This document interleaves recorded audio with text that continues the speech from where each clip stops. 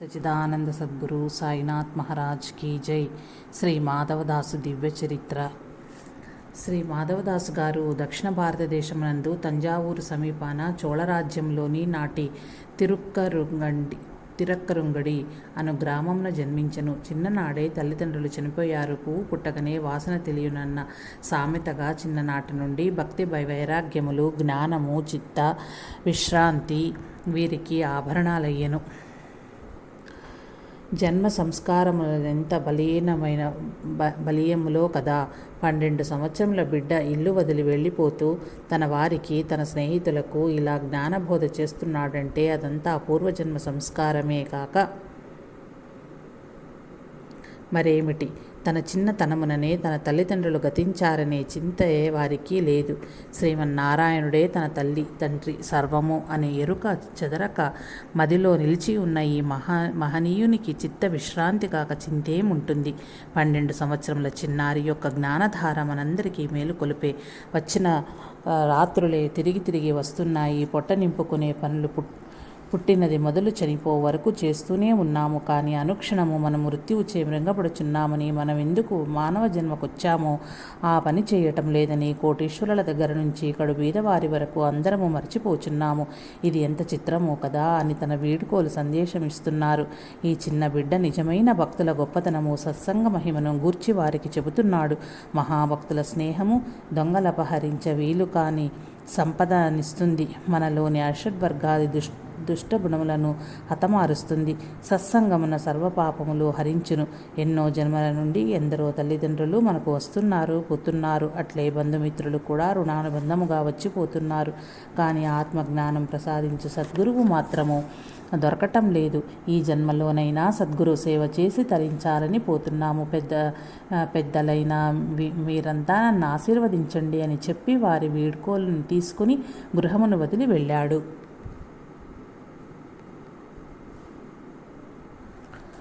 12 సంవత్సరముల చిన్నారి బాలప్రహ్లాదుని వలె అనేక పుణ్యక్షేత్రములు తిరిగి వెంకటాచలం నడబడు పుణ్యక్షేత్ర సమీపమున ఒక పల్లెటూరికి ఎతించాడు.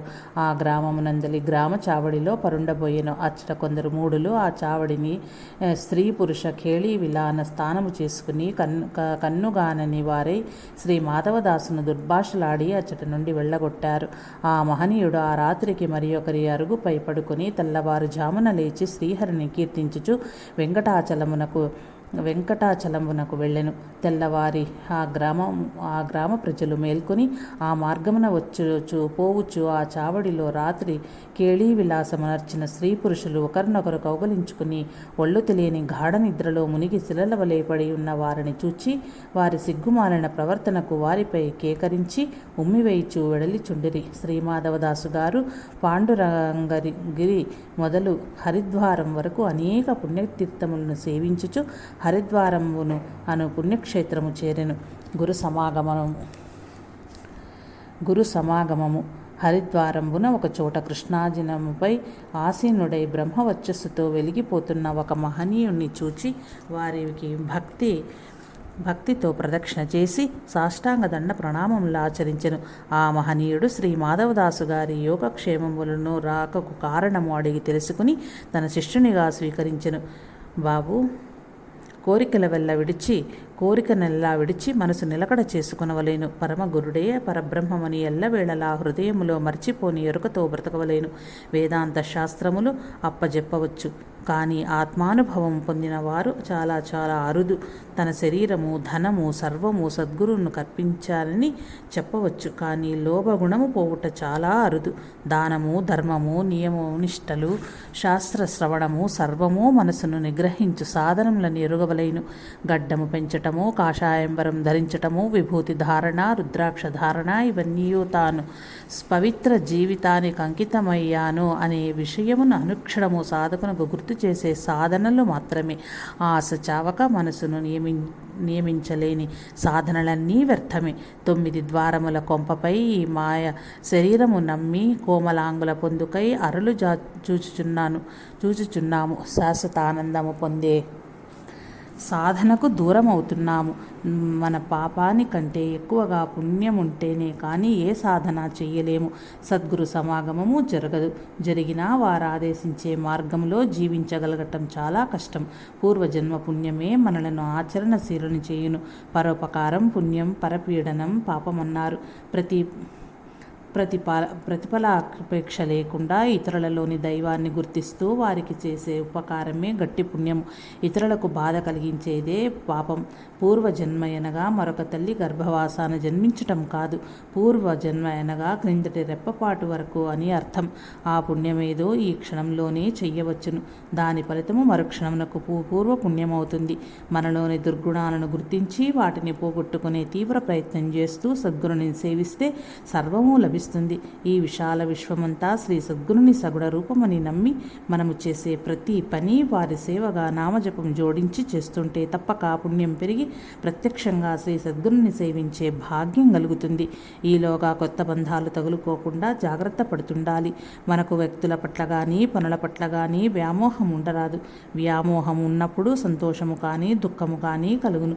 అవి లేకుండా మనల్ని వసలుకోవటమే బంధాలు లేకుండా ప్రవర్తించటం. మనలో ఉండే రాగద్వేషాలు, చాపల్యాలు, ఈషణత్రయాలు, అష్టమదంబులు పోగొట్టుకునే తీవ్ర ప్రయత్నం చేస్తుంటే తప్పక సద్గురు సమాశ్రయం జరుగుతుంది. ఆత్మజ్ఞానం అనేది శాస్త్రములు కంటతా పెట్టినందున కానీ మంత్రములు జపించుటచే కానీ మాయా మంత్రములకు గోకర్ణ గజకర్ణ టక్కు టమారణములకు కానీ ఆచారములు పాటించుటచే కానీ వేషధారణ వల్ల కానీ లభించదు. కేవలం సద్గురు సేవ వల్లను వారి ఆజ్ఞలను కఠోర నియమముల పాలనలతో పాలించటం వల్లనే లభిస్తుంది. ఇందుకు బోలెడు నిదర్శనాలు శ్రీ గురుచరిత్ర అనే గ్రంథంలో కనిపిస్తాయి.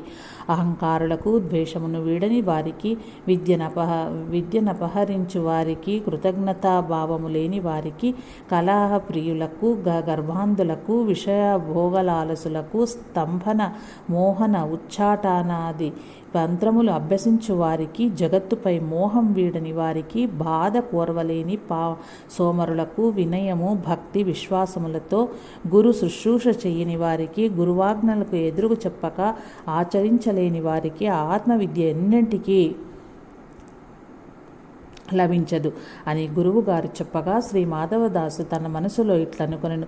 తల్లిదండ్రుల రుణము, దైవ రుణము, ఋషి రుణము, సద్గురుని రుణము ఎంత చెల్లించినా తీరదని పెద్దలు చెప్పుదురు. కనుక గురు రుణము సేవ ద్వారా తీర్చవలనని మనము స్థిర నిశ్చయం చేసుకుని గురు సేవలో కాలం గడుపుచుండెను. ఆ గురు శిష్యులు యమునా నదీ తీరమున ప్రయాణము చేయుచు, పెద్దలను సేవించుచు, పుణ్యతీర్థములలో స్నానమాడుచు ప్రయాణం సాగించిరి. ఎంతకాలం గడిచినను తన గురుడు తనకు మంత్రోపదేశం చేయలేదని విసుగు చెందక ఆ మహానుభావుడు తనలో తానిట్లనుకొనెను. కావలెను అనే తాపత్రయములు సర్వము హృదయము నుండి పూర్తిగా నశించక, ఈషణత్రయంబు విడవక, గుణత్రయం పూర్తిగా అణగారక, అరిషడ్వర్గము అష్టమదంబులు నిర్మూలనము కానిదే గురుకృప కలిగి మంత్రోపదేశం లభించదు కదా అని మనంబున నిశ్చయించుకునెను. నాలో ఏదో మాలిన్యమున్నది కనుక గురూపదేశం లభించలేదని నిర్ణయించుకుని ఇంకా దీక్షా పట్టుదలతో తన గురుని సేవించుచుండెను. నా పుణ్యము గట్టిదైనందున ఇట్టి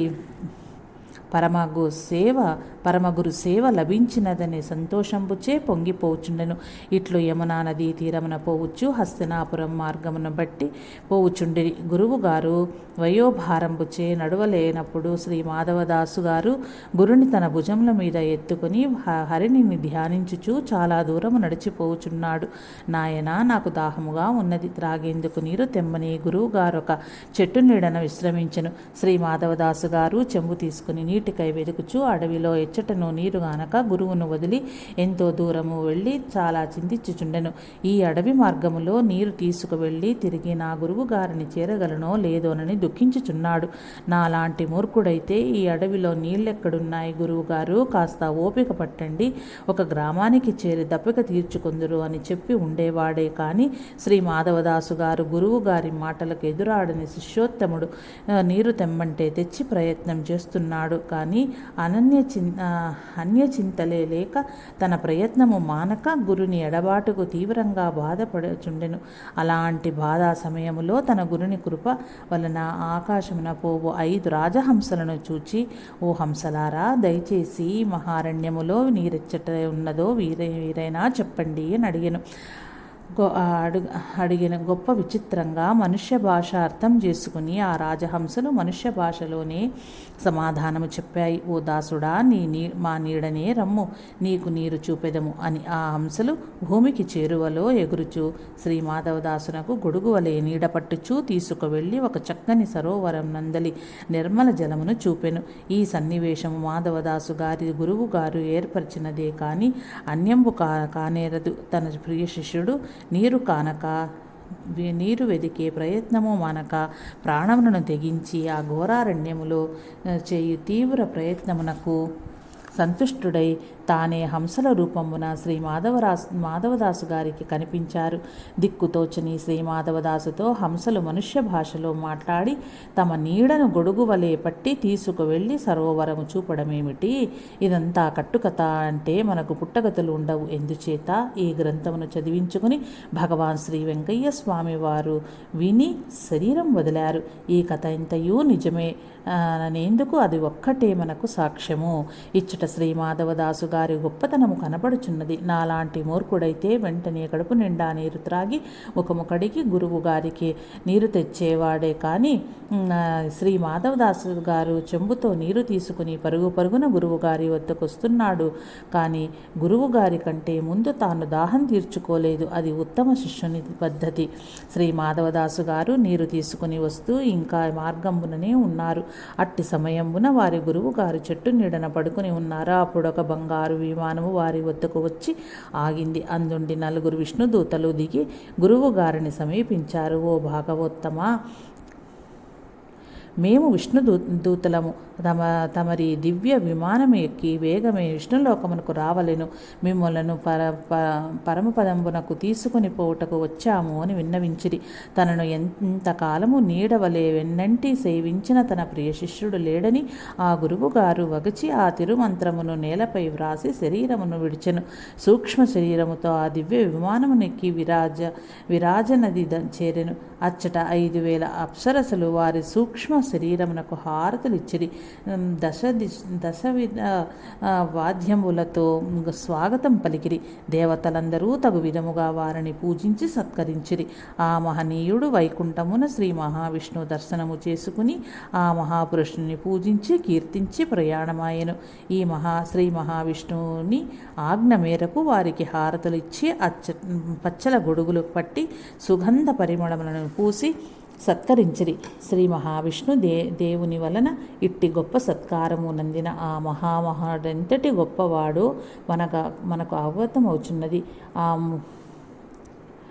ఆ ముక్తాత్మ నిస్సంశయంగా బ్రహ్మ రుద్రులకును 33 కోట్ల దేవతలకును ఋషులకు అణిమాది అష్టసిద్ధులు పొందిన వారులకు దుర్లభమైన యపవర్గంబు చెంది ఉండెను. కోటి సూర్య ప్రకాశుడై పరబ్రహ్మమునందు లీనమై నిత్యుండై పరమ సౌఖ్యమునను అంది ఉండెను. నంది ఉండెను. త్రిమూర్తుల మనల్నందిన వాడు, 33 కోట్ల దేవతలచే పూజించబడిన వాడు, అణిమాది అష్టసిద్ధులు పొందిన మహనీయులకు పూజనీయుడైన ఆ మహనీయుడు తన ప్రియ శిష్యునకు మంత్రోపదేశము చెయ్యకుండా నీటి కొరకు శిష్యుని పంపి తాను శరీరమును చాలించుట ఆశ్చర్యము కదా. అంత గొప్ప మహనీయునకు తాను శరీరము త్యజించు సమయము తెలియక ఉండునా? ఆ మహనీయుడు సర్వజ్ఞుడు. తన ప్రియ శిష్యుడైన మాధవదాసు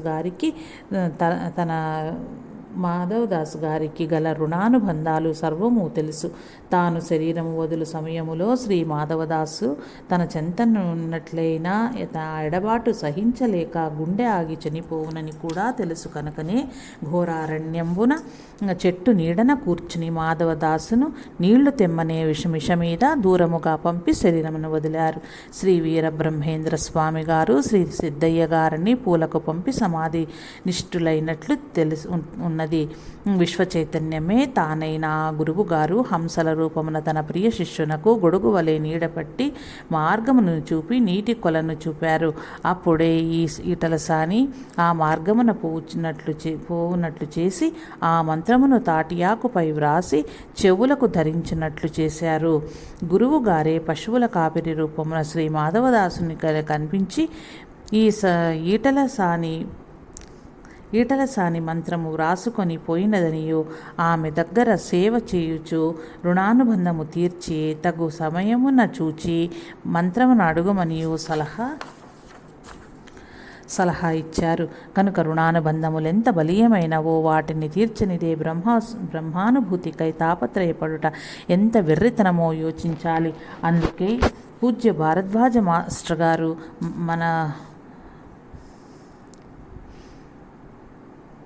మనుస్మృతితో చెప్పిన వాక్యము మనకెరుకపరిచారు. రుణానుబంధాలు, వాగ్దానాలు, బాధ్యతలు, చేసిన ప్రమాణాలు తీరనిదే బ్రహ్మానుభూతి కొరకు ప్రయత్నిస్తే పాడైపోతావు అన్నారు.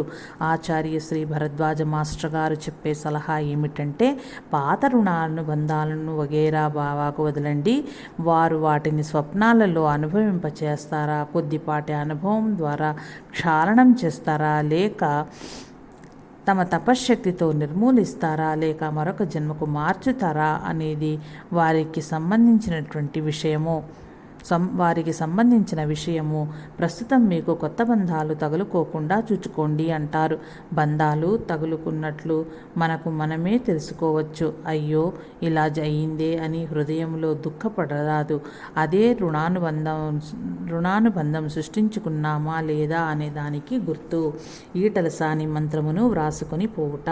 ఈ యొక్క ఈటలసాని తన విడారముతో ఆ మార్గమున పోచున్నది. ఈమె ఇరు పార్శ్వములను ఆమె చెలికత్తెలు వెంట నడువ వేట కుక్కలతో మగవారు ఈటలు బల్లెంపులను ధరించి సామాన్లు గాడిదలపై వేసుకుని నడుచుచుండిరి. చెట్టు నీడన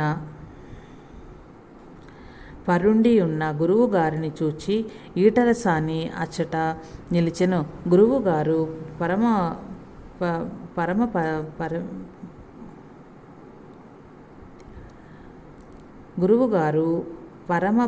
పదమొందినారని తెలుసుకున్న ఈటలసాని ఆ మహనీయుని కుడి చేతి యొద్ద నేలపై వ్రాసి ఉన్న మంత్రమును చదివెను. వెంటనే ఆ మంత్రమును తాటి ఆకులపై వ్రాసి చెవులలో పెట్టుకుని ఈ మంత్రమును తుడిచివేసి వెళ్ళెను.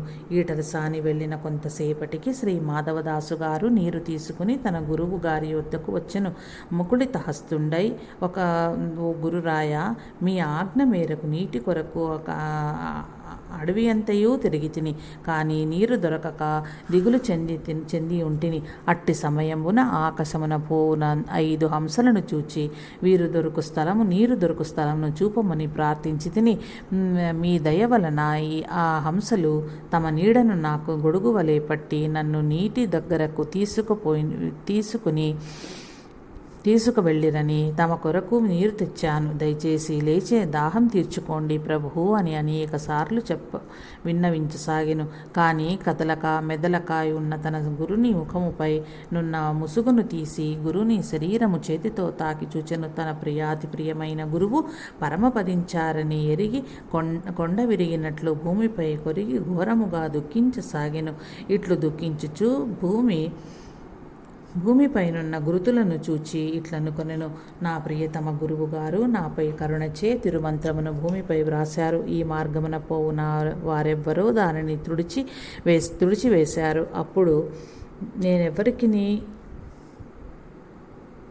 ఇప్పుడు నేనెవ్వరిని అడుగుదును? అకట ఎంత కష్టము సంప్రాప్తించినదో అని మిగుల దుఃఖించసాగెను. హే కరిరాజవరద, మా పాపములను హరించు భక్తవత్సల, రణధీర నన్ను గావుమా ప్రభు. ఆ గురువును కోల్పోతిని, తిరుమంత్రము దక్కదాయే. ఏ దిక్కు లేని నేను నిన్నే దిక్కని నమ్మితిని ప్రభు. నేడు నేడు నన బ్రోచి కావయున్న దిక్కెవరయ్యా అని పలు విధంబుల శ్రీహరిని ప్రార్థించి తన ప్రియ గురుని కళేబరమును ఎంతో దుఃఖముతో ఊస్థాపితము చేసి పూజ సల్పి కన్నీరు మున్నీరుగా దుఃఖించుచు కదిలిపోచుండెను. అట్టి దయనీయమైన పరిస్థితిలో పశువుల కాపరి పిల్లవాణి రూపంలో శ్రీహరి మాధవదాసునకు దర్శనమిచ్చెను. కొండంత ఆశతో మాధవదాసు ఆ పశువుల కాపిరి పిల్లవారిని ఇట్లు ప్రశ్నించెను. బాబు, ఈ బాటన ఇంతకుముందు ఎవరైనా బాటసారులు వెళ్ళారా? అయ్యా, ఈ బాటన ఇప్పుడే ఒక ఈటల సాని తన బిరడాతో వెళ్ళింది అని పశువుల కాపిరి పలికెను. అందుకు మాధవదాసు, బాబు, ఈటల సాని అంటే ఎవ్వరు? నేను వారిని చేరే మార్గం తెలుపు అని వినయంగా అర్థించెను. ఆ పశువులు కాపిరి రూపమున ఉన్న శ్రీహరి ఇట్లు చెప్పెను. ఈటల సాని ఎనగా దొమ్మరపడుచు. ఆమె తీగనెక్కి సర్కస్సుల్లో వలె నాట్యం చెయ్యును. ఒక చేతిలో బ్యాలెన్స్ కొరకు గొడుగు పట్టుకుని ఉండును. ఆమె గుంపులో స్త్రీ పురుషులు 100 మంది పైగా ఉందురు. వారితో కూడా కొన్ని రేచుక్కలు ఉండును. వారు తమ సామానును అంతయు గాడిదలపై వేసుకుని ప్రయాణము చేయుచుందురు. ఊరూరా తిరుగుచు ఢంకాబు డమరులు వాయించుచు ప్రదర్శనలు ఇచ్చుచుందురు. నీవు వెంటనే వెళ్ళినట్లు ఆ ఈటల సాని బిడారు నీకు లభ్యమగును. పశువుల కాపరి రూపమున నున్న శ్రీహరి మరియు ఇట్లు ప్రశ్నించెను. ఓ దాసుడా, ఈ మార్గమున ఎవరైనా పోయినారా అని అడుగుచున్నావు. వారితో నీకేమి పని అని ప్రశ్నించెను. అందులకు మాధవదాసు గారు ఇట్లు చెప్పసాగెను. అయ్యా, నేను నా ప్రియతమ గురువును చాలా కాలము సేవించుచుంటిని. నాకెవ్వరూ దిక్కులేరు. నా గురువే నాకు తల్లి, తండ్రి, మార్గం, స్నేహితులు, బంధువులుగా నన్నెంతో ప్రేమతో సాకుచుండెను. మేమి అరణ్య మార్గమున యాత్రార్థమై పోవుచుంటిమి. మా గురువు గారికి ఎంతో దాహంగా ఉన్నందున నన్ను త్రాగునీరు తెమ్మని మరొక చోటికి ఎంతో దాహంగా ఉన్నందున నన్ను త్రాగునీరు తెమ్మని వారొక వృక్షఛాయలో విశ్రమించిరి. నేను మంచినీరు తెచ్చుట ఆలస్యమైనది. నేను వచ్చేసరికి నా ఎందుగల వాత్సల్యము చేసి శ్రీమదాష్టాక్షరీ మహామంత్రమును భూమిపై తమ కుడిచేతి వ్రేలితో వ్రాసి స్థూల శరీరమును వదిలారు. ఆ మహనీయుడు జన్మరాహిత్యమును నొంది విశ్వచైతన్యుడై నిలిచెను. నేను ఘోరంబుగా దుఃఖించి ఆ మహనీయుని సమాధిని నడిచి భక్తితో పూజ చేసి దుఃఖించు సమయమున నా పుణ్యవశంబున తమరు ఈ రూపమున దర్శనమిచ్చినారు. నన్నోదార్చుటకు ఎవ్వరూ లేని ఈ ఘోరారణ్యమున మీరత్యంత కరుణతో ఈటల సానిని గూర్చి నాకు చెప్పి నాకంత్యంత సహాయం అనర్చిది. తమరే నా పాలిట శ్రీహరి అని మాధవదాసు పలుకగా మాయా మానుష విగ్రహాంతుడై శ్రీహరి ఇట్లు పలికెను. నేను గొల్లబోయుటను నన్ను నీవు శ్రీకృష్ణుని అని అది చెల్లునా? ఆలమందలు మేపుకొని పాలతో జీవించే వెర్రి గొల్లవాడనయ్యా. అఖిలాండ కోటి బ్రహ్మాండ నాయకుడు, ఆది మధ్యాంతరహితుడు, పురుషోత్తముడైన సర్వేశ్వరుడు ఎక్కడా? ఆవుల కాయు అమాయకుడైన నేనెక్కడా? నీవు పరమ పుణ్యాత్ముడవు. నీ దర్శన మాత్రముననే నా జ్ఞానము నశించి జ్ఞానోదయమైనది. నేను చూచిన విషయమును నీకు విశదముగా వివరించుచున్నాను, వినుము. ఆ ఈటల సాని ఈ మార్గమున పోవచ్చు. నీ గురువు అక్కడ నిలిచి వారి కుడి చేతి యొద్ద భూమిపై వ్రాయబడిన తిరుమంత్రమును తాటాకులపై వ్రాసి చెవులలో పెట్టుకుని వెళ్ళింది.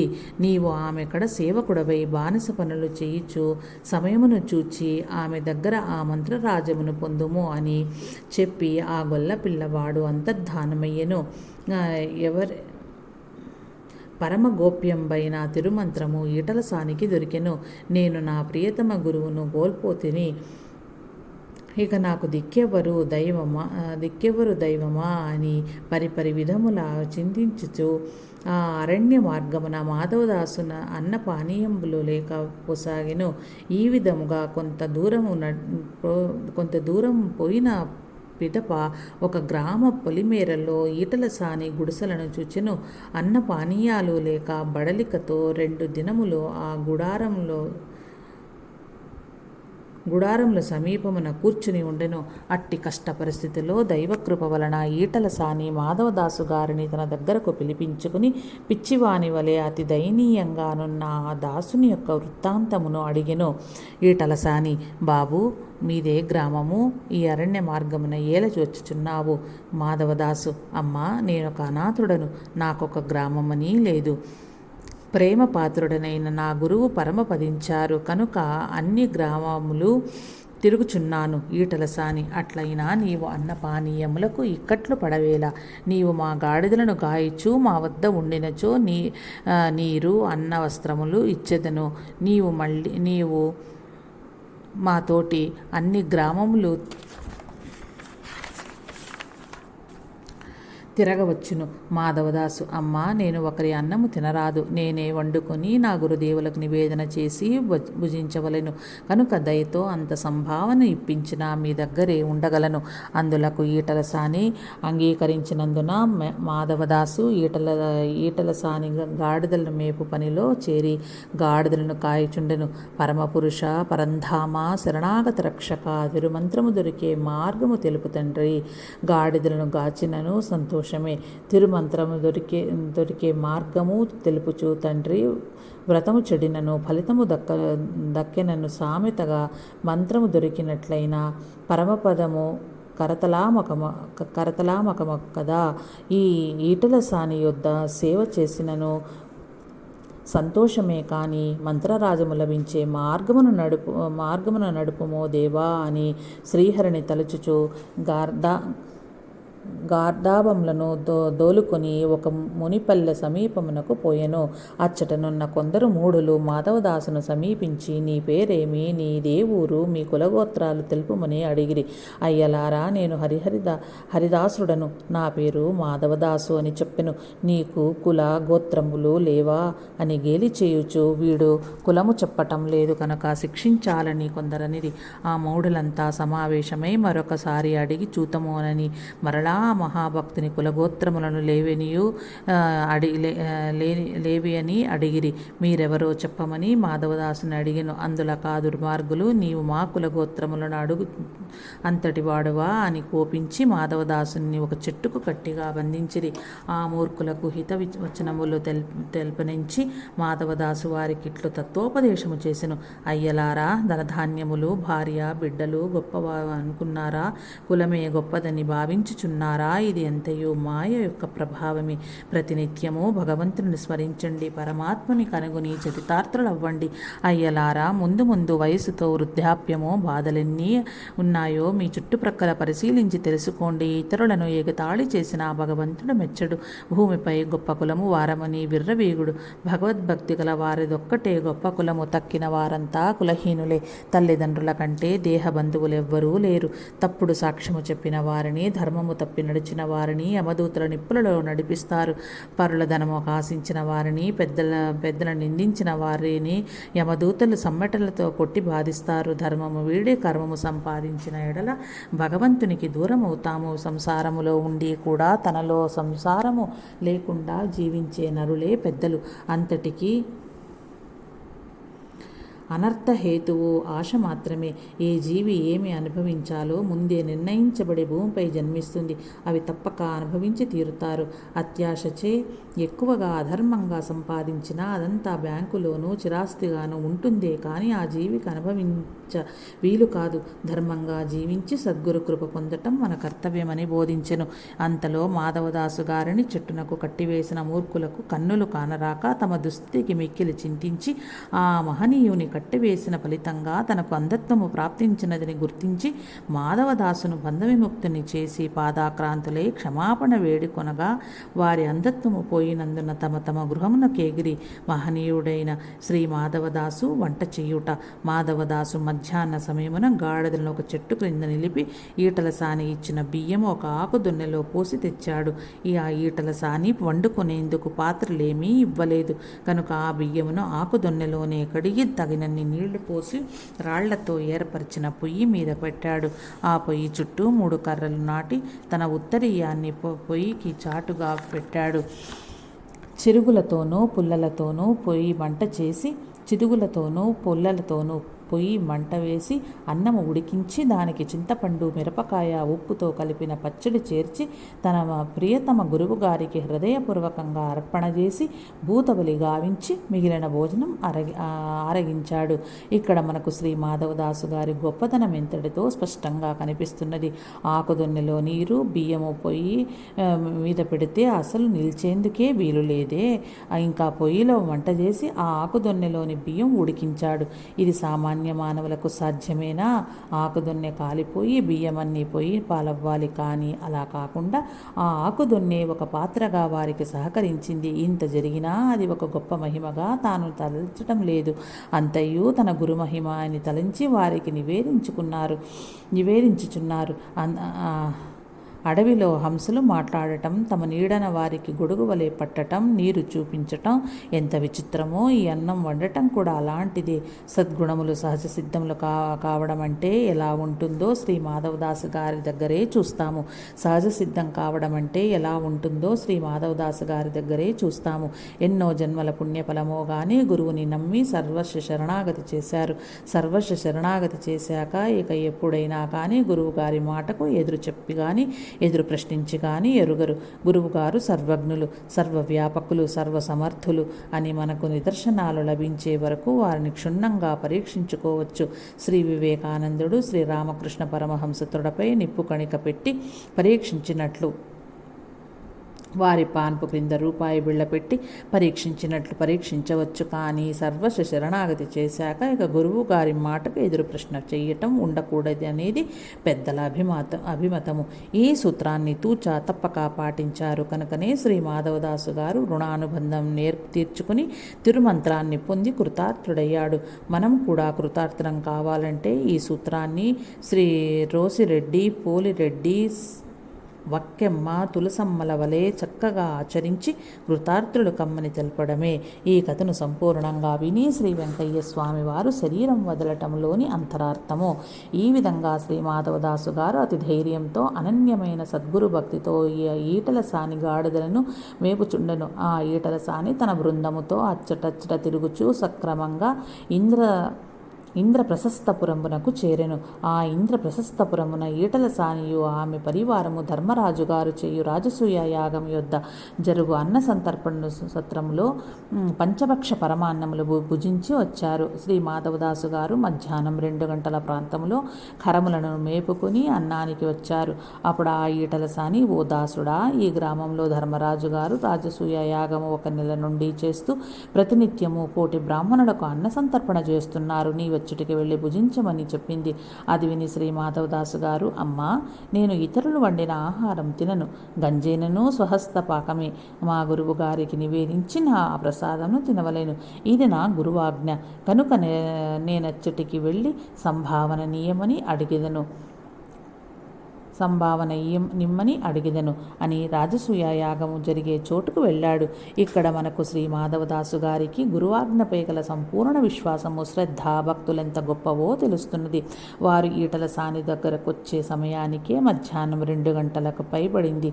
తన యజమానురాలి మాట ప్రకారము రాజసూయ యాగము జరిగే చోట భిక్ష తెచ్చి వండి గురువు గారికి నివేదించి తినేదెప్పుడు అనే ప్రశ్న రాలేదు. గురువాజ్ఞను పాటించాలి అనేదే వారి ధ్యేయము. తన ఆకలినే లెక్క చెయ్యకుండా రాజసూయ యాగము వద్దకు భిక్షకు వెళ్ళుచున్నాడు. మార్గమున శ్రీ మాధవదాసు ఇట్లు చింతించసాగెను. అయ్యో,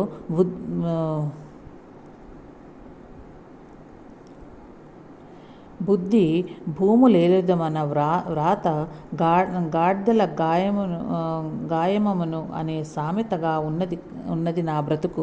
జన్మరాహిత్యము కొరకు గురుసేవ చేసి మంత్రము పొందదలిచితిని. కానీ నా దురదృష్టం చే గార్ధాభములను గాయచుంటిని.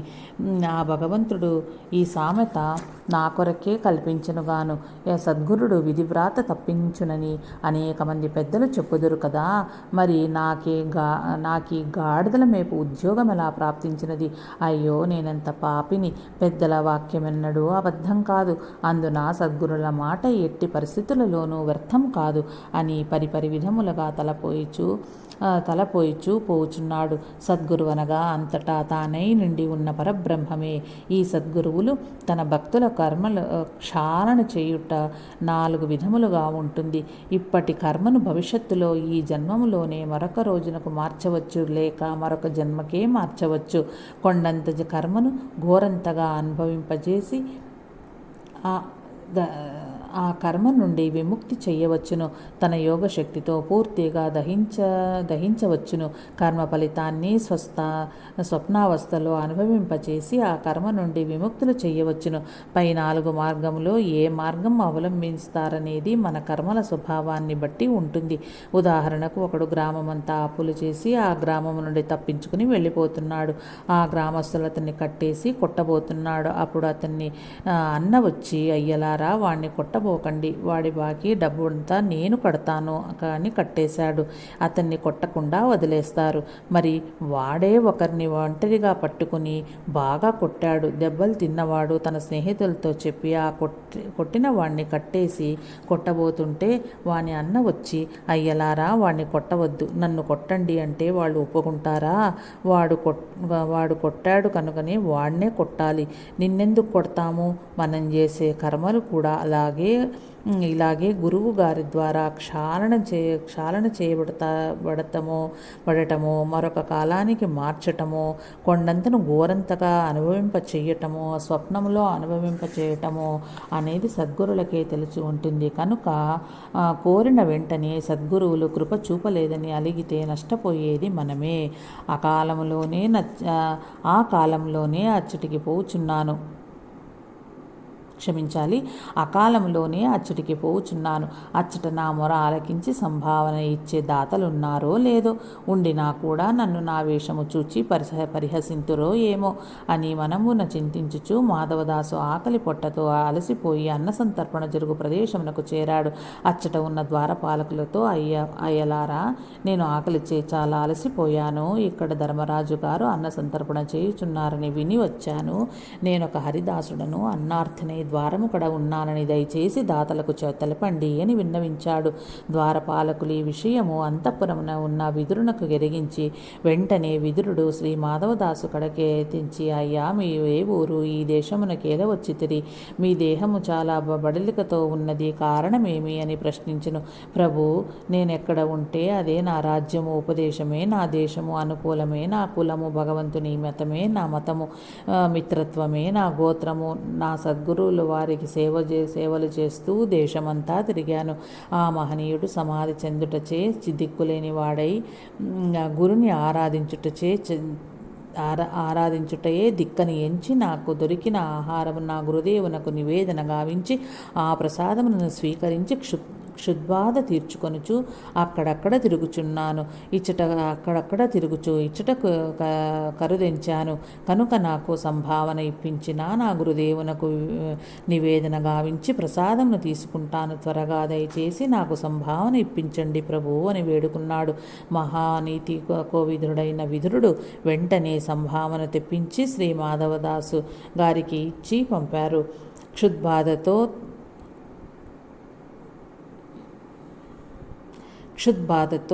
డస్సి ఉన్న దాసుని దుస్థితి చూచి మారు మాట్లాడక వారు అడిగినట్లు సంభావన వెంటనే ఇచ్చి పంపుంటే విదురుని గొప్పతనము, ఆకలి రూపం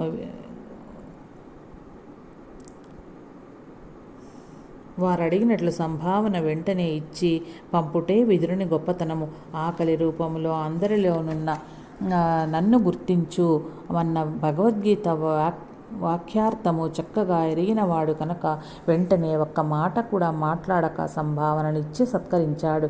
ఇది మనందరికీ గొప్ప పాఠము. కులగోత్రాలు, మత సాంప్రదాయాలు, బీద ధనికులనే భేదము మనిషి యొక్క వయస్సుతో తోనూ బలముతోనూ సంబంధము లేకుండా ఆకలి కొంగు పట్టిన వారికి అన్నం పెట్టమన్నారు శ్రీ వెంకయ్య స్వామి వారు. బ్రేవుమని త్రేంపే వారికి కాదయ్యా అని కూడా స్పష్టంగా బోధించారు. నేడు మనమెంత గొప్ప భక్తులమని పొంగిపోతున్నా మన శుభ కార్యాలలోనూ దేవాలయాలలో జరిగే అన్న సంతర్పణలోనూ అందరినీ ఒకే పంక్తిలో కూర్చోబెడుతున్నామా లేదా అనేది ఎవరికి వారే చూచుకోవాలి. బీద, బిక్కి, భిక్షగాళ్ళు, వికలాంగులు, ముసలితనము చే బలహీనులు, రోగగ్రస్తులు మనము వీరు నిత్యము వస్తున్నారని మిషతోనూ అసహ్యమైన వేషంతోనూ వస్తున్నారని మిషతోనూ వాళ్ళందరినీ అన్న సంతర్పణలోకి రానివ్వకపోవటము, లేక మన వాళ్ళంతా భోంచేశాక మిగిలేదే వారికంత సాంబారో చారో వేసి కలిపి పెడుతున్నాము. భగవంతుని గుర్తించే పద్ధతి ఇదేనా అని శ్రీ వెంకయ్య స్వామి వారు మన అజ్ఞానానికి నవ్వుకుంటున్నారు. ఇదేనా అని శ్రీ వెంకయ్య స్వామి వారు మన అజ్ఞానానికి నవ్వుకుంటున్నారు. భూమి, సూర్యుడు, గాలి, నీరు, ఆకాశము అనబడు 5 రూపాలలో భగవంతుడే ప్రకటమే ఆహారం పండిస్తున్నాడు. కోటాను కోట్ల జీవుల కృషి మూలంగా ఆహారం వస్తుంది. ఆ జీవుల రూపంలో పనిచేసింది భగవంతుడేనని గుర్తిస్తున్నామా? ఇప్పుడు ఆకలి రూపంలో అలసిపోయి మన చెంతకు వచ్చింది ఆ భగవంతుడిని గుర్తిస్తున్నామా? అందుకే శ్రీ వెంకయ్య స్వామి వారు ఈ వండేదంతా ఈ పండేదంతా ఎవరిదనుకున్నావయ్యా అన్నారు. అంతా భగవంతుని సొత్తే. ఆ మాట మరిచి మన చేలో పండింది కనుక మనదే అనుకుంటే, ఆకలితో మన చెంతకు చేరిన భగవంతుని తృణీకరిస్తే మన ధర్మం మనం మరిచిపోయామన్న మాటే. ధర్మం తప్పి మనం ఎంత ఆడంబరమైన వేడుక చేసినా అది మన తృప్తే కానీ భగవంతుని తృప్తి పరచలేదు. జాగ్రత్త అని హెచ్చరిస్తున్నారు శ్రీ వెంకయ్య స్వామి వారు. మహనీయుడైన విదురునిచే ఇప్పించబడిన సంభావన తీసుకెళ్లి మాధవదాసు గారు ఆ దొమ్మెరి గుడిసెల సమీపమున ఒక చెట్టు క్రింద శుభ్రపరిచి ఒక గుడ్డ తెరగట్టి 3 రాళ్లను పొయ్యిగా మార్చి యొక్క ఆకు దొన్నెలో బియ్యము, పప్పు కడిగి పెట్టి అందులో కూరగాయలు వేసి నీరు పోసి పుల్లలతో మంట చేసి అన్నము వండి నైవేద్యము సిద్ధం చేసెను. ఈ విధంగా ఆకుదొన్నెలో బియ్యము, నీరు ఉంచి రాళ్ల పొయ్యి మీద మంట వేసి ఉడికించుట మానవ మాత్రులకు సాధ్యమయ్యే పని కాదు. ఆకుదొన్నెలో నీరు నిల్చుట సాధ్యమా? పొయ్యి మంట చేసేటప్పుడు ఆకుదొన్నె కాలిపోదా? ఆ అద్భుతం శ్రీ మాధవదాసు గారి గొప్పతనం తెలుపుతుంది. కానీ ఆ మహనీయుడు అదంతా తన గురు మహిమే అనుకుంటున్నాడు. కానీ తన మహిమ, తన గొప్పతనమని కించిత్తు కూడా తలచటం లేదు. దీనినే శ్రీ వెంకయ్య స్వామి వారు సంపన్నత్వం, సాధారణతత్వం, సహజ సిద్ధం అంటున్నారు. వీరికి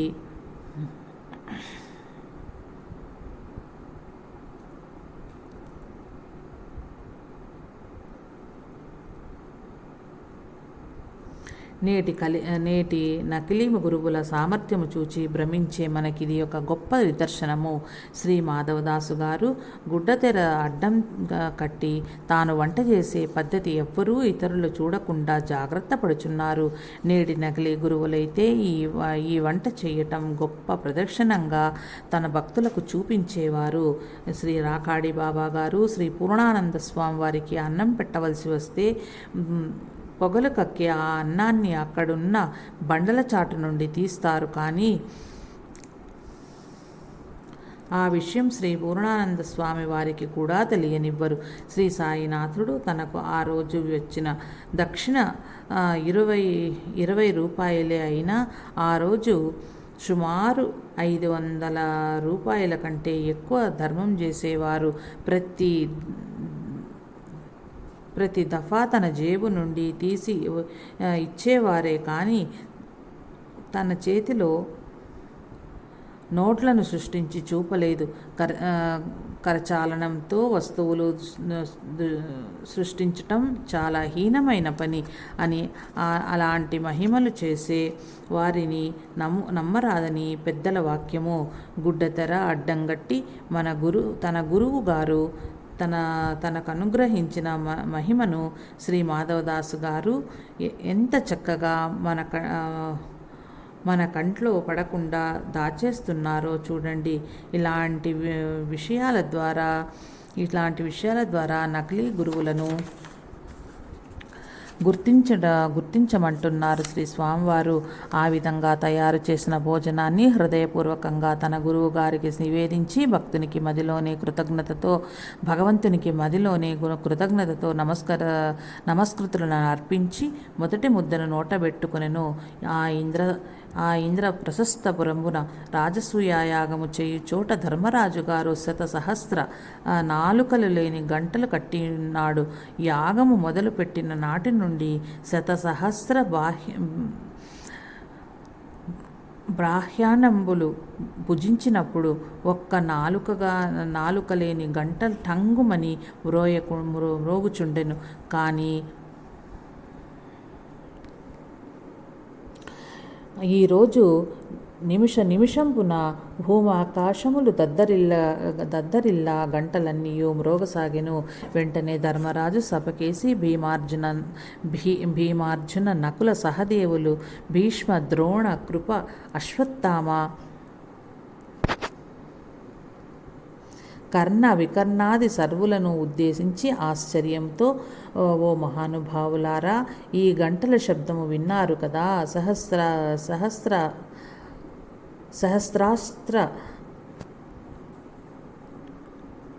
శతసహస్ర అంటే 1,00,000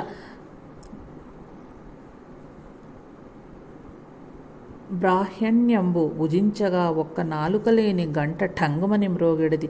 కానీ నేడి శబ్దం ఏమిటి? నేటి కాలమునకు ఏ మహానుభావుని వల్లనో నా యోగంబు సిద్ధించును. అయినను ఇది భోజన సమయము కాదు కదా. ఈ దినము మన ఊరిలోకి మహనీయులు ఎవరైనా వచ్చి సంభావన కొరకై అర్థించారా అని అడుగగా విదురుండు లేచి సంతోషంపుగా ఈ విధముగా చెప్పదొడంగెను. నేను విశ్రాంతి తీసుకున్న సమయమున అకాలముగానొక మహనీయుడు ఆకలితో దస్సిపోయి వచ్చాడు. గురువుగారి ఉపదేశమే నా దేశము, నేనెక్కడ ఉంటే అదే నా రాజ్యము, నేను ఆకలితోనున్నాను, సంభావన కావాలన్నాడు.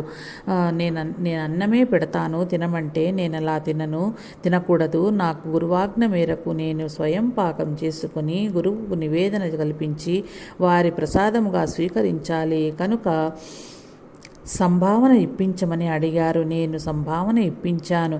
ఆ మహనీయుడు సంతోషముగా సంభావన తీసుకెళ్ళాడు. ఈ గంటల మ్రోత అంతయు ఆ మహనీయుని మహిమే అని తెలిపెను.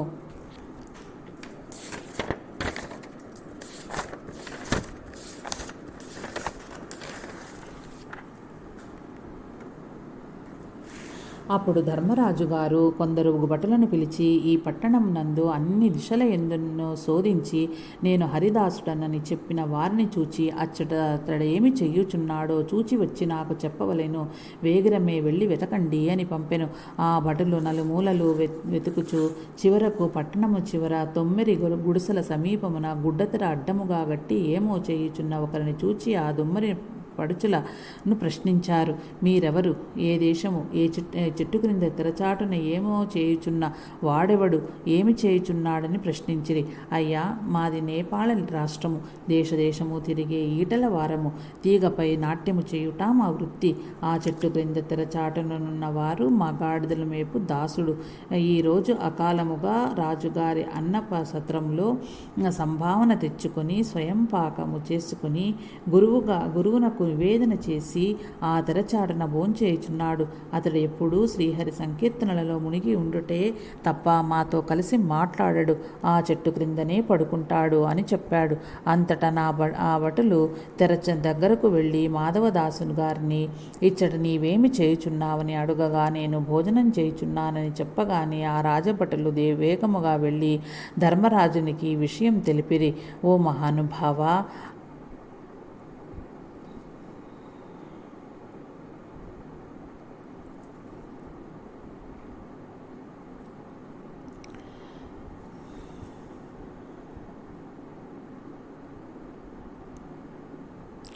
ఓ మహారాజా, అక్కడొక మహనీయుడు, అతడు అన్నము తింటున్నాడు. అతడు ముద్ద తిన్నప్పుడంతా ఇచ్చట మన గంటలు దద్దరిల్లి మ్రోగుచున్నవి. ఆ మహాపురుషుడు అక్కడ ఉన్న తొమ్మరి వారి గాడిదలను మేపుతాడట. నిత్యము తానే ఇతర చాటున స్వయం పాకం చేసుకుని గురుగునకు నివేదించి తింటాడట.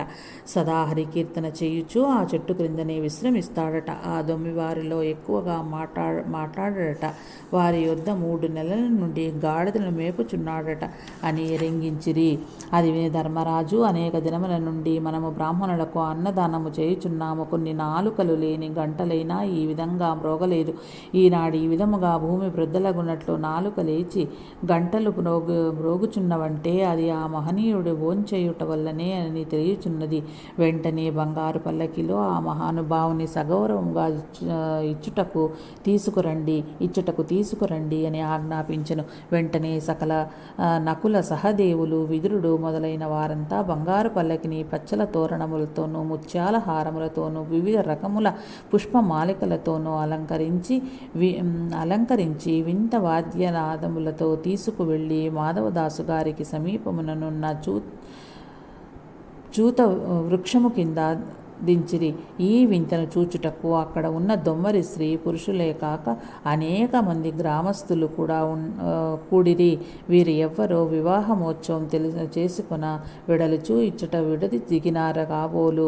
శ్రీ మాధవదాసు గారు తనలో తలపోయిచుండును. రాజభటులు చూపెట్టినందున నకుల సహదేవ విదురాదులు మాధవదాసు దగ్గరకు వెళ్ళి వారికి పాదనమస్కారము చేసిరి. అది చూచి శ్రీ మాధవదాసు, అయ్యలారా, మీరు రాజవంశీయులుగా ఉన్నారు. నేను నీచుడను, దుర్మార్గుడను, గాడిదలను మేపు అల్పుడను. దేవునకు మ్రొక్కినట్లు నాకు మొక్కుచున్నారే. ఎవరనుకొని నాకు పొరపాటు నమస్కరిస్తున్నారో ప్రభు, నన్ను క్షమించండి అని వినయముతో ప్రార్థించాడు. అందులకు విదురుడు, ఓ మహానుభావ, మా ప్రభువు గారైన ధర్మరాజు గారు మిమ్మల్ని సేవించాలనే ఆనందముతో ఈ బంగారు పల్లకిలో మిమ్మల్ని కూర్చుండబెట్టి సగౌరవముగా తీసుకురమ్మని మమ్మల్ని పంపినారు. కనుక మాపై దయతో తమరు రాజభవనమునకు రావలసినదిగా మేము వినయముతో ప్రార్థిస్తున్నాము అని పలికెను. అంతటా నకుల సహదేవులతో సహా అందరూ వారికి పాదనమస్కారము నర్చిరి. నేను పాపిని, మూఢుడను, గాడిదలను మేపు మూర్ఖుడను. నాకేల ఈ రాజు లాంఛనములు? నేనే అపరాధము చెయ్యలేదు. మీరిచ్చిన పదార్థములను పండి నా గురువునకు నివేదించి ఇప్పుడే ఆ ప్రసాదమును భుజించి తిని దయచేసి నన్ను వదిలి వేయండి అని ప్రార్థించాడు. ఎంత ప్రతిమాలను శ్రీ మాధవదాసు గారి ప్రార్థన విదురుడు వినందున, అయ్యా, నాలాంటి హీనుండు పాపి ఎగువాడు రాజులు ఎక్కవలసిన పల్లకిలో కూర్చుండ తగదు. నేను నడిచి వస్తాను పదండి అని వారితోటి రాజసభకు నడిచిపోతున్నాడు. నేటి నకలీ సాధువులకు శ్రీ మాధవదాసు గారికి గల వ్యత్యాసము మనము బాగా గమనించాలని శ్రీ వెంకయ్య స్వామి వారు ఈ చరిత్రను చదివించుకొని విని శరీరత్యాగం చేశారు. శ్రీ వెంకయ్య స్వామి లాంటి మహనీయులు రాజలాంఛనములు ఎంత గొప్పగా దూరదేశములో నేటి నకిలీ సాధువులు వాటిని ఎంత గొప్పగా అభిమానించి కౌగలించి కొనుచున్నారో మనం ఇచ్చట గమనించాలి. ముద్దకు నాలుకలు లేని గంటలు మ్రోగింపగల శ్రీ మాధవదాసు గారు పల్లకి ఎక్కక నడిచిపోతున్నాడు. మరి మన నకలీ గురువులు ఎలా ఉన్నారో యోచించండి. మీరు గొప్ప మహానుభావులు స్వామి అని విదురుడంటే, కాదయ్యా, మీరు పొరపాటు పడ్డారు, నేను గాడిదలను మేపు మూర్ఖుడను అంటున్నారు. కానీ మన నకిలీ గురువరేణులు స్వయంగానే ప్రచార సాధనాలు వాడటం కలిమాయ కదా. ఎంతటి ధన మదాంధులు వచ్చి తమ గృహమున అరుదించమని ప్రాధేయపడి కార్లు తెచ్చి పెట్టినా దోవలో ముండ్లు మండలు బిగించి పెట్టారో దోవ కనిపించటం లేదని వారి విన్నపమును తిరస్కరించారే వారు శ్రీ స్వామివారు. మరి మన నకిలీ గురువులు కార్లు లేనిదే కదలలేరు. ఇది మనలను గమనించమంటున్నారు శ్రీ స్వామివారు. శ్రీ మాధవదాసు గారు ఆ విధంగా బంగారు పల్లకి వెంబడి నడిచి పోవుట చూచిన దొమ్మరి వారు నేడు మన దాసుడేదో నేరం చేశాడు, రాజభటులు తీసుకుపోతున్నాడు అని కొందరంటుంటే మరికొందరు ఈటల సానితో, అమ్మ, మన దాసునకు రాజకుమారులందరూ పాదనమస్కారం చేశారు, వారెంతటి గొప్పవారో కదా, మనము దాసుని గొప్పతనము గుర్తించలేకపోయామని వాపోయారు. అంతట ఈటల సాని, అయ్యో, దాసులంతటి పుణ్యపురుషుణ్ణి నేనెరుగనైతినే కదా, ఎంతటి పాపినో తెలివిలేని దానినై ఆ మహనీయుని చాలా హీనంగా చూచిన ఘోర పాపినైతిని. అసలు ఈ దాసుడు మహనీయుడని వారికి ఏ విధముగా తెలిసింది? మనకి కదా దాసుని చూచు భాగ్యం ఉన్నదో లేదో కదా అని వగచెను. ఆ మహనీయుని రాకకై ఎదురు చూచుచున్న ధర్మరాజు తన సభాజనులతో మాధవదాసు గారికి ఎదురేగిన. నడిచి వచ్చుచున్న మాధవదాసును చూచి వడివడిగా వెళ్ళి దాసుడు కౌగలించుకుని పాదాభివందనమాచరించి ఆ మహనీయుని ఎత్తుకుని పల్లకిలో కూర్చుండబెట్టెను.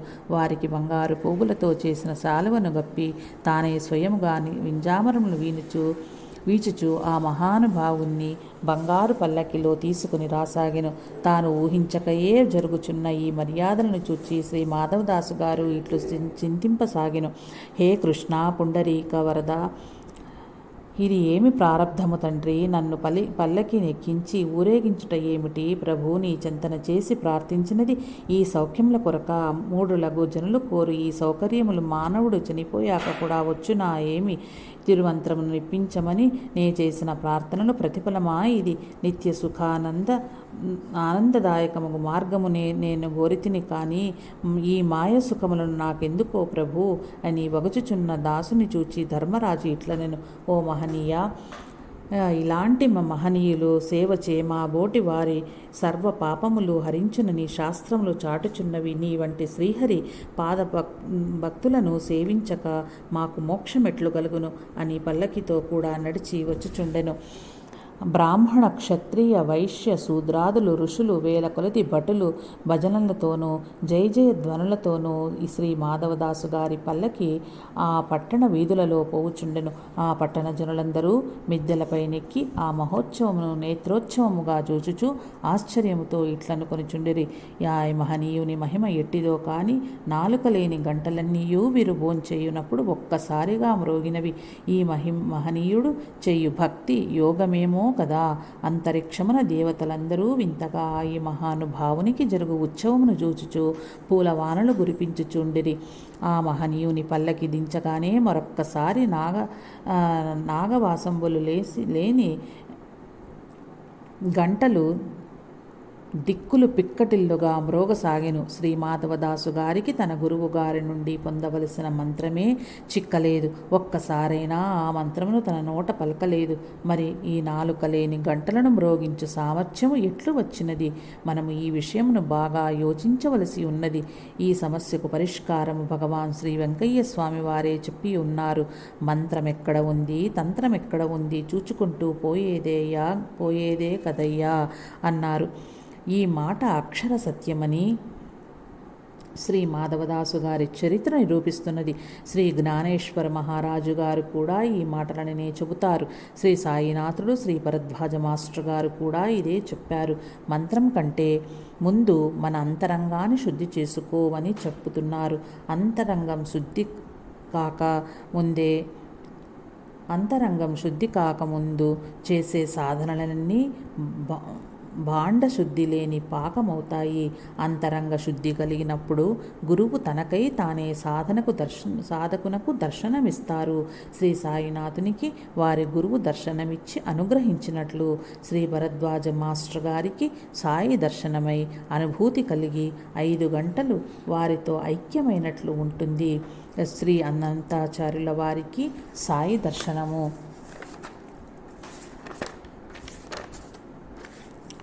లభించినట్లు ఉంటుంది.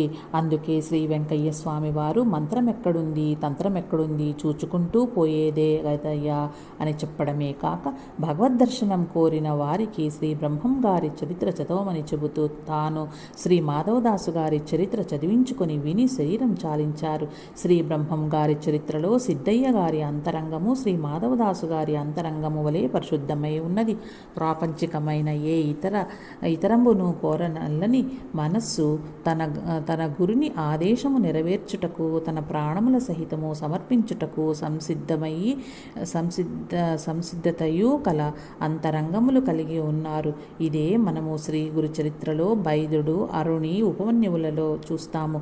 నిజమైన సాధకులకు శ్రీ వెంకయ్య స్వామి వారి మాట అమృత తుల్యము కదా. అందుకే పోలిరెడ్డి, రోసిరెడ్డి, తులసమ్మ, వక్కెమ్మ, నరసమ్మలను ఆ మహనీయుడు బ్రోచి రక్షించాడు. వారికి శ్రీ స్వామివారు ఏనాడూ మంత్రోపదేశం చెయ్యలేదు. వారికి శ్రీ స్వామి వారి ఆదేశములు ఆచరించుట తప్ప మరే శాస్త్రములు తెలియవు. మనలను కూడా మంత్ర సాధన కంటే ముందు అంతరంగ పరిశుద్ధికై పాటుపడమని బోధించుటకే శ్రీ స్వామివారు శ్రీ మాధవదాసు గారి చరిత్ర వీని శరీరం వదిలారు. ఈ విధంగా శ్రీ మాధవదాసు గారి ఊరేగింపు పురవీధులలో పోవుచుండ వారి పల్లకికి శ్రీ బలరామకృష్ణులు ఎదురుగా వచ్చిరి. వారిని చూడగానే శ్రీ మాధవదాసు గారు పల్లకి దిగి శ్రీకృష్ణుని పాదములపై పడి నమస్కరించుచు ఇట్లు స్తుతించెను. హే దివ్యతారా, జగములన్నీయు నీ ఉదరమున ధరించి బొమ్మలాట జూపు విధంబున పాలించుచున్న హే పరాత్పర, కడు దుర్లభమైన నీ దివ్య రూపము నేడు కన్నులారా గాంచగలిగితిని. నా కోరిక తీర్చి రక్షించము భవభయహరణ. వేద పురాణములు నిన్ను వర్ణించలేవు, బ్రహ్మాదులు నిన్ను కనలేరు, ఈశ్వరునకు కూడా నీ మహిమ తెలియరాదు అని స్తుతించుచున్న మాధవదాసుని శ్రీకృష్ణుడు చేతులు బట్టి లేవనెత్తి కౌగలించుకుని సభామందిరమున నిల్చుని ఇట్లు చెప్పసాగెను. ఓ ధర్మరాజా, నీ యోగము పండినది, ధన్యుడవైనావు కనుకనే నీకీ మహనీయుని సేవా భాగ్యము కలిగినది. తిరువణితో చక్కగా నామములు ధరించి తిరుమంత్రమెరుగకున్న లాభమేమి? మానవుడై పుట్టి మోక్ష మార్గమే తెలియకున్న వాడొక మానుతో సమానమే. వైష్ణవుడై కూడా జాతిని వదలని వాడు వ్యర్థుడు. కులగోత్రములు గల వారము మేమే గురువులమని చెప్పుకున్నంత మాత్రాన గురువులవుతారా? మోక్షకాంక్ష లేక ఆశ వీడక సజ్జనులవుతారా?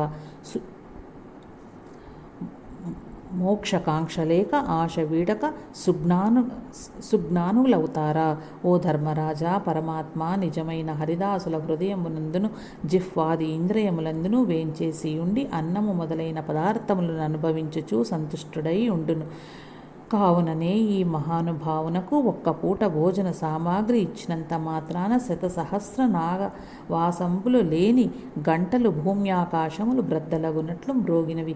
ఈ పుణ్యాత్ముని షోడశోపచార పూజలు పూజించి వారి పాదతీర్థ ప్రసాదంబులు గ్రహించిన వారికెట్టి మహత్తు గల్గునో యోచింపుము అని పలికెను.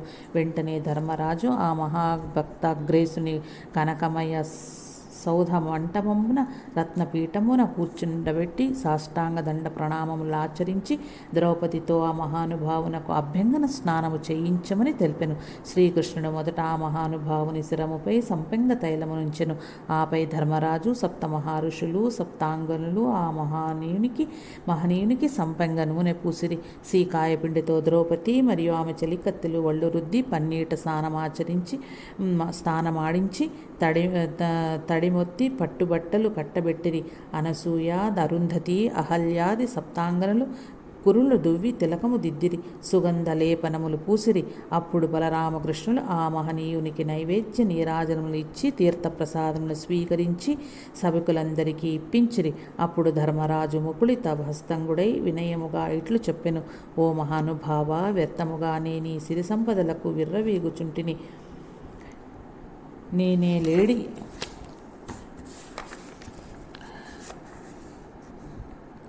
నేనేలేడి రాజ్యమంతయు మీకు సమర్పించి ఎల్లప్పుడూ మీకు సేవ చేయుచుందును.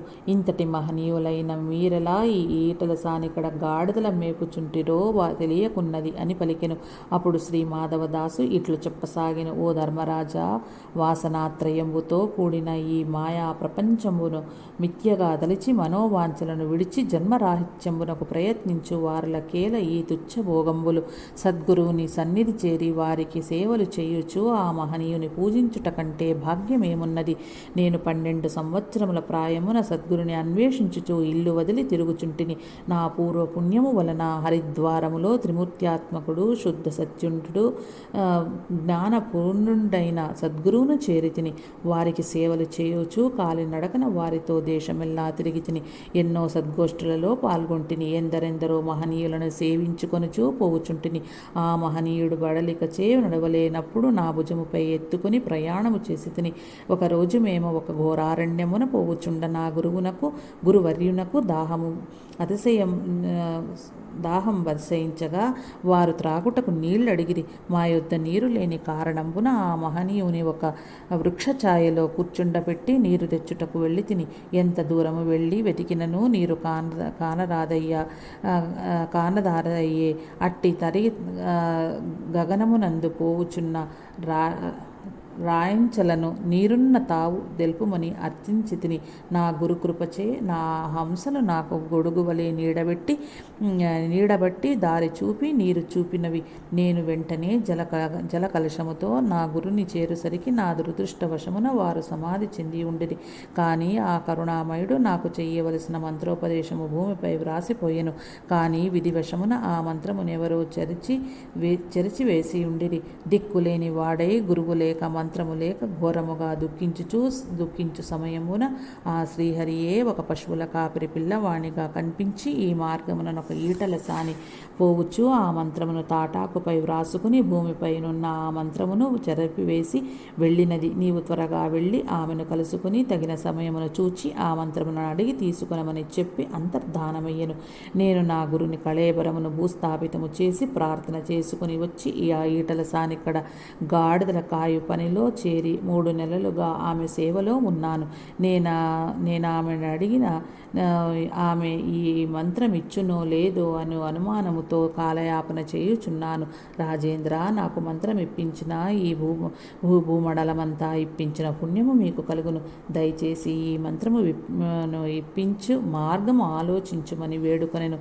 ఓ మహనీయ, ఆ మంత్రమును ఎచ్చట భద్రపరిచి ఉన్నదో తెలియచెప్పినా మన పని సులభమగునని ధర్మరాజు పలికెను.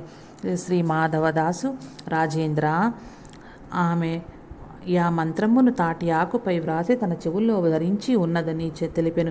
వెంటనే ధర్మరాజు బంగారు పనివారిని పిలిపించి నవరత్నముల అమర్చిన బంగారు కమ్మలు తెప్పించెను. తన రాజభటులను పంపి ఈటల సానని పిలిపించెను. అమ్మాయి, నీవు చాలా చక్కగా గడపై ఆడదవని విన్నాము. ఈ సభలోని పూజ్యులందరూ మెచ్చి ఆనందించినట్లా ఆడి మాకు ఆనందము కలిగించుము అని పలికెను. వెంటనే ఆ ఈటల సాని పాట పాడుచూ తన ఆటను ప్రారంభించెను. పాదములకు గజ్జెలు కట్టి సభలో అందరికీ నమస్కరించి అడ్డముగా గట్టిన గడపై దుమికి గడపై మ్రొగ్గవాలెను. కమ్మిపై చేత గొడుగు పట్టి నృత్యము చెయ్యసాగెను. అప్పుడు ధర్మరాజు, ఓ అమ్మాయి, నీ ఆటని మెచ్చితిని. ఈ నవరత్నములు పొదిగిన కమ్మలను ఎగురవేయుచున్నాను. వాటిని పట్టుకుని ఆ కమ్మి పైననే చెవులకు పెట్టుకొనుము అని చెబుతూ కమ్మలను పైకి ఎగురవేసెను. ఆ ఈటల సాని లాఘవంగా ఆ కమ్మలను పట్టుకుని తన చెవులలోనున్న తిరుమంత్రపు చీట్లు భూమిపై పడవేచి నవరత్న కమ్మలను చెవులకు ధరించెను. అప్పుడు ధర్మరాజు వడివడిగా నా తిరుమంత్రపు చీట్లను తీసుకుని కనులు కద్దుకుని దాసున కొసగెను. అది గాంచిన దేవతలందరూ భూమిపై పుష్పవర్షము గరిపించిరి. ధర్మజుడు శ్రీ మాధవదాసు గారి పాదములను బట్టి నమస్కరించెను. ఈటల సానికి కోరిన ధనమిచ్చి సత్కరించెను.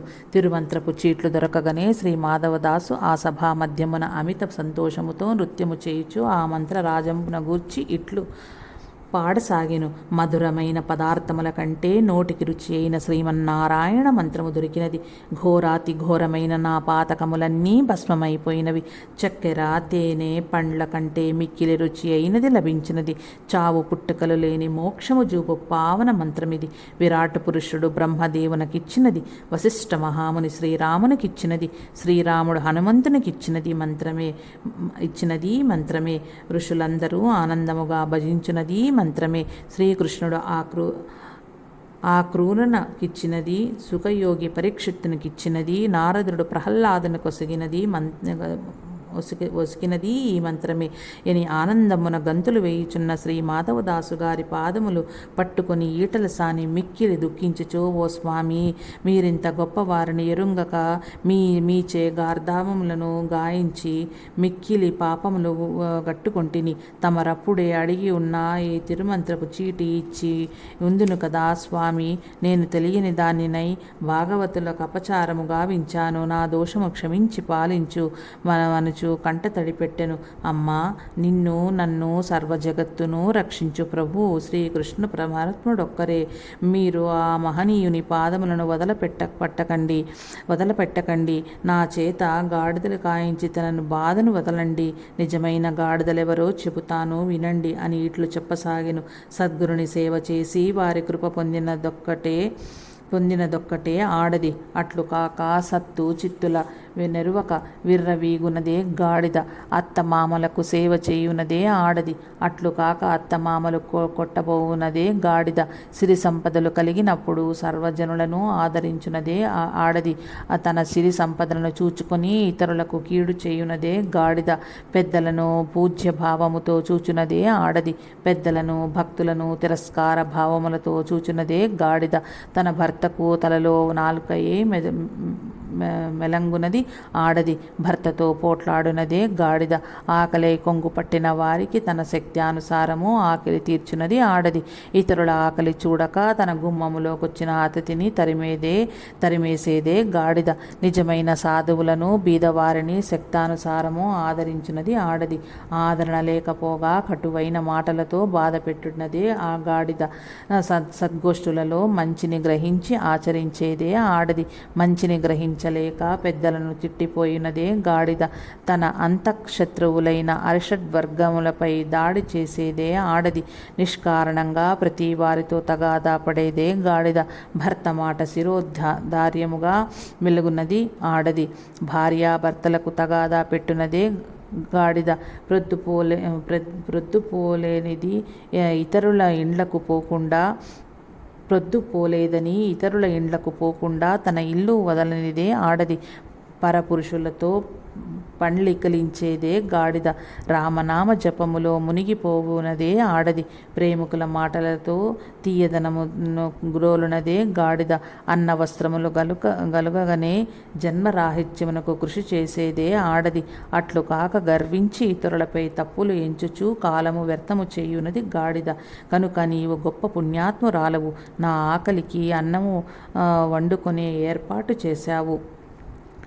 అంతేకాక మోక్షమునసంగు ఈ మహామంత్రరాజమును కంటితో చూచి నోటితో ఉచ్చరించి చేత్తో వ్రాసావు. కనుక నీవు పరమ పవిత్రమైతివి. నీ శేష జీవితమున శ్రీహరిని కీర్తించి మోక్ష సామ్రాజ్యమును పొందుమని చెప్పు సమయంబున అంతరిక్షము నుండి పుష్పక విమానములో విష్ణుదూతలు ఏతెంచిరి. స్వామి, తమరిని విమానములో పరమపదమునకు తీసుకురమ్మని శ్రీహరి పంపారు. కనుక దయచేయుడని ప్రార్థించిరి. మాధవదాసు పెద్దలందరికీ నమస్కరించి సెలవు తీసుకుని విమానం ఎక్కి వైకుంఠమును చేరను. అచ్చట వాసుదేవుండు మాధవదాసు గారిని ఆలింగనమనర్చెను. మాధవదాసు గారు శ్రీహరికి పాదాభివందనం ఆచరించెను. అప్పుడు శ్రీహరి మాధవదాసు గారిని తిరిగి భూలోకమునకేగి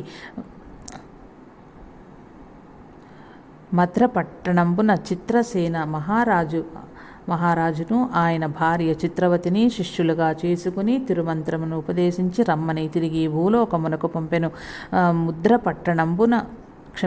మద్రపట్టణంబున శ్రీహరి చెప్పిన కార్యము నిర్వహించి తిరిగి వైకుంఠ అరుదించెను. ఇంతటి గొప్ప మహామంత్ర రాజము దొరికిన వెంటనే పుష్పక విమానము వచ్చి శ్రీ మాధవదాసు గారిని వైకుంఠమునకు తీసుకువెళ్ళటం చూచాము. ఆ మహనీయుడు ఆ మంత్రాన్ని ఒక్కరోజైనా జపించలేదు కదా. ఇదే మనమందరము అర్థం చేసుకోవలసినది. శ్రీ మాధవదాసు గారు చిన్ననాటి నుండి భగవత్స్మరణ తప్ప అన్యమే కోరని పుణ్యమూర్తి. ప్రారబ్ధవశాత్తు తనకు అనుభవం కావలసిన కష్టాలు తప్పలేదు. కష్టాలు వచ్చాయని తన గమ్యం మార్చుకోలేదు. రుణానుబంధం కొద్దీ ఎక్కడెక్కడ తిరగాలో ఏమేమి తినాలో అదంతా అనుభవించి సద్గురుని చేరాడు. సద్గురుని చేరి వారి సంపూర్ణ కృప పొందేంతగా సేవించాడు. తనకు గురుసేవ తప్ప అన్యమే ఎరుగని రీతిన సేవించారు. గురుసేవ తప్ప ఇతరం వేవియూ వారి హృదయంలో లేదు. రుణానుబంధాలు తీరనిదే తానేమియూ చెయ్యలేక గురువుగారు శ్రీ మాధవదాసు గారిని ఎరుకలసాని వద్ద రుణానుబంధాలు తీర్చుకునేందుకు పంపుతారు. ఆమె వద్ద గాడిదల మేపుచు అన్య చింతలే ఎరుగక దైవ ధ్యానమే ఏకైక కర్తవ్యంగా జీవించాడు. గురువాజ్ఞ ప్రకారము స్వయం పాకమనే తిని భగవంతుడేమి ఇస్తే దానితోనే తృప్తి చెందాడు. రుణానుబంధాలు తీరగానే ఏ మంత్ర సాధనలు లేకుండానే కైవల్యం పొందాడు. కనుక శ్రీ వెంకయ్య స్వామి వారు చెప్పిన మాట ఎంత గొప్ప సత్యమో ఇక్కడ తెలుస్తుంది. మంత్రం ఎక్కడ ఉంది, తంత్రం ఎక్కడ ఉంది, చూచుకుంటూ పోయేదే కదయ్యా. చూచుకుంటూ పోవడం అంటే రుణానుబంధాలు ఒకవైపు తీర్చుకుంటూ మరొక వైపు క్రొత్త రుణానుబంధాలు చుట్టుకోకుండా జీవితం గడపడమే వారు చెప్పిన మాట కర్తము. ఆ మహనీయుడు ఆదేశించిన పంచశీలా సూత్రాన్ని ఆచరించటం అలవాటైతే సద్గురు కృప తప్పక కలుగుతుంది. అది మనం శ్రీ మాధవదాసు గారి చరిత్రలో చూస్తాము. ఇక్కడ మనకొక సందేహం కలగటం సహజము. రుణానుబంధాలు తీరటం సహజం. క్రొత్త రుణానుబంధాలు తగిలించుకోకుండా ఉండటం ఎట్లాగూ? ఈ ప్రశ్నకు పూజ్య గురుదేవులు ఆచార్య శ్రీ ఎక్కిరాల భరద్వాజ గారు చక్కని సమాధానమిచ్చారు. రుణానుబంధము ఉందా లేదా అనేందుకు ఒకటే గుర్తు. ఏ వ్యక్తితోనైనా రాగద్వేషాలు ఉంటే రుణానుబంధం ఏర్పడ్డదని గుర్తు. ఎవరికి మనం సహాయం చేసినా, విద్యుక్త ధర్మం నిర్వర్తిస్తున్నా రాగద్వేషాలు లేకుండా చేస్తుండాలి. మన వారికి అనారోగ్యమై ఆసుపత్రిలో చేర్చాము, ఎంత డబ్బైనా ఖర్చు పెట్టవచ్చు, కానీ దుఃఖం ఉండకూడదు. దుఃఖం ఉంటే కొత్త బంధం ఏర్పడ్డట్టే అంటారు శ్రీ మాస్టర్ గారు. ఈ సూత్రాన్ని గుర్తించుకుని జీవిత యాత్ర సాగిస్తుంటే మంత్రం తంత్రం లేకుండానే గురుకృప పొంది సంసార చక్రము నుండి తప్పక విడివెడతాము. అలా కాక మంత్రోపదేశాలు తీసుకుని నిరంతరం మంత్రం జపిస్తూ కూడా రాగద్వేషాలు వదలలేకుంటే మన శ్రమంతా బూడిదలో పోసిన పన్నీరే అవుతుంది. ఈ విశ్వమంతా గురు రూపంగా భావించి అన్ని జీవులలో శ్రీ వెంకయ్య స్వామి ఉన్నారని, ఏ జీవిని ఆదరించినా మన సద్గురుని ఆదరించినట్లేనని, ఏ జీవికి బాధ కలిగించినా మన సద్గురువుకి బాధ కలిగించినట్లేనని నిరంతర ఎరుకతో రాగద్వేషాలకు వీలు లేకుండా జీవించటం నేర్చుకోమని శ్రీ స్వామివారు మహాసమాధి అనంతరం కూడా నిత్య సత్యులై బోధిస్తున్నారు. శ్రీ సచ్చిదానంద సద్గురు సాయినాథ్ మహారాజ్ కీ జై. ఓం నారాయణ ఆది నారాయణ. జై సాయి మాస్టర్.